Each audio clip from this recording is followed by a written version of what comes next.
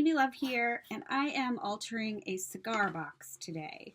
And I am making this box for my Aunt Gracie, who has just had to transfer nursing homes and is having a little bit of dementia. And, you know, we don't live close to her, and so it's hard for me and my husband, and so we just wanted to do something nice for her. So he asked if I would make her a box, and so that's what we're going to do. So this did have a latch on it, but I didn't think Aunt Gracie was going to be able to work that latch, so I removed it, and I'm going to put a simpler one on. I gessoed the cigar box twice, and then I painted it with my favorite paint, which I meant to leave out so I could show you. It is, here we go, American Decor Chalky, nope, my camera's over here. Chalky finish, and the color is called Lace. Love this. I'm almost out, but I went ahead and got another jar because I didn't want to be without it. So I put on 2 coats of gesso, then I put on a coat of this. All of a sudden I'm blurry. Okay, there we go. And then I'm going to use paper out of this paper pad called Love Story. It has absolutely beautiful papers. So I went ahead and cut all the pieces out, and then I wrote where they go because, yeah, that's how I roll. But what I am going to do to the papers is I'm going to take, I don't have a fancy distressing tool, so I just simply use my scissors, and I am going to just rub this and give it a little distressing around the edges because I just like the way that looks. And I cut the paper so that there'll actually be a little bit of the paint showing. The paper will not go all the way to the edges.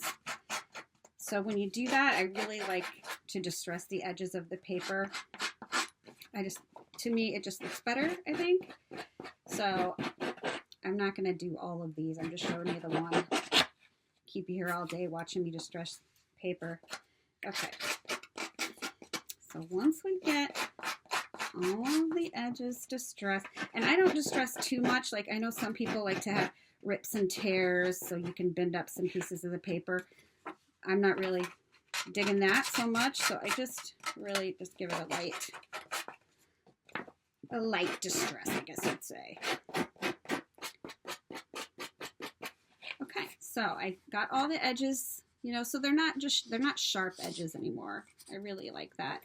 Please excuse the nails. I'm in the process of, the damage you get from the fake nails, and I wear the fake nails all the time, so now I have just awful nail beds. So I'm taking a break from the nails, trying to get my real nails healthier, but during the process, they're just going to look like crap. Sorry.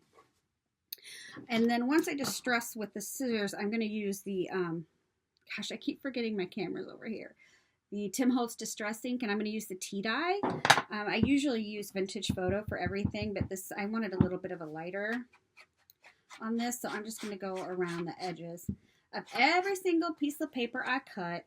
I'm going to de-stress them, and then I'm going to use the Distress ink on the sides because I love the way it looks. Simple as that.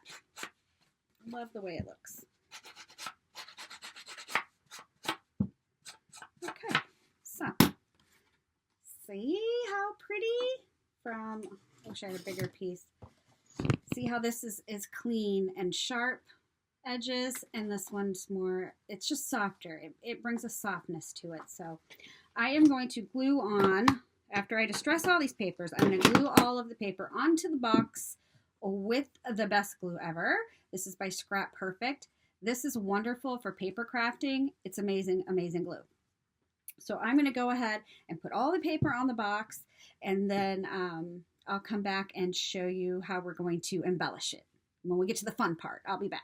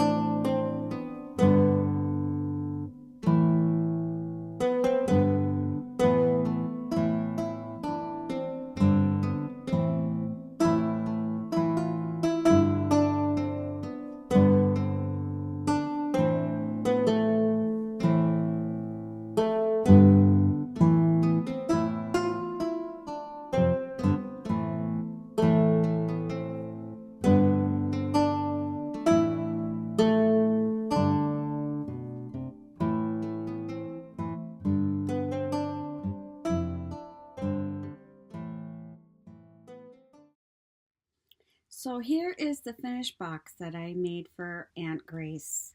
And the image I print out, I put her name on it because I just thought that would be such a nice touch. I decided not to put a latch at all and just use a handle, which probably isn't glued all the way. That way she could just lift it up. There's nothing to latch. You just simply lift it up. And inside I put a picture of me and my husband and we love you. And I put this picture in here. I know that every day she's not going to probably remember who we are, but I just wanted to put that in there for her. And I hope you could see the process that I did to line the boxes. I love putting liners in, and I like them to be all squished up like this. I should have put some batting underneath here. That's what I forgot to do. But I tried to show you as best I could, but when you speed it up, it probably looks like a mess. But I will be putting lining and more things, and I'll try to do it, and not do a speed through. But it's cute. I love the way it turned out. I had actually planned on putting felt on the bottom, but wouldn't you know it, I'm out of felt. I couldn't find a piece of felt big enough. I only have little, snippets of felt left. So I went ahead and added some of the paper to the bottom. I thought about putting feet on there, but my husband didn't think that might be a good idea. He was afraid maybe Aunt Grace might knock the feet off or something. So we decided just to leave it like that. So I hope you enjoyed it. I hope she likes it. I mean, peach is kind of out of my comfort zone, but my sister-in-law decorated Aunt Gracie's room in like peaches and mints and grays. So I did the best I could with the peach, so I hope she loves it. I hope she looks, even if she doesn't remember who we are, I hope she looks at it every day and just thinks it's pretty. Thanks for watching, everybody.